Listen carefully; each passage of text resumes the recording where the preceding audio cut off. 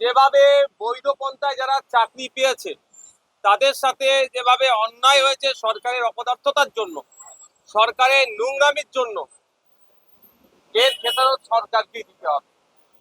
আর পশ্চিমবাংলার আইনসভাতে যেখানে আগামী 5 বছর বা আগামী দিনে পশ্চিমবাংলার নাগরিক কিভাবে ভালো থাকবে, শিক্ষা, স্বাস্থ্য, কর্মসংস্থানের যোগ্য যেখান থেকে হবে, আলোচনা যেখান থেকে সেখানে তারা জানাতে আসছে।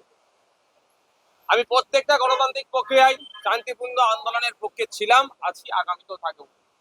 তবে একটা কথা, শুধু শিক্ষক নয়, এর সাথে যারা শিক্ষক কর্মী যারা, তারাও আজকে তৃণমূল কংগ্রেসের দুর্নীতির তারাও শিকার হলো। যারা বৈধ পন্থা অবলম্বন করে চাকরি পেল, দুর্ভাগ্য, তাদেরকেও আজকে বাতিল করা হয়েছে। তাদেরকে 20,000 25,000 টাকা সাম্মানিক দেওয়ার যেটা হয়েছিল কোর্টের মাধ্যমে, সেটাকেও স্থগিত রাখতে বাধ্য হয়েছে।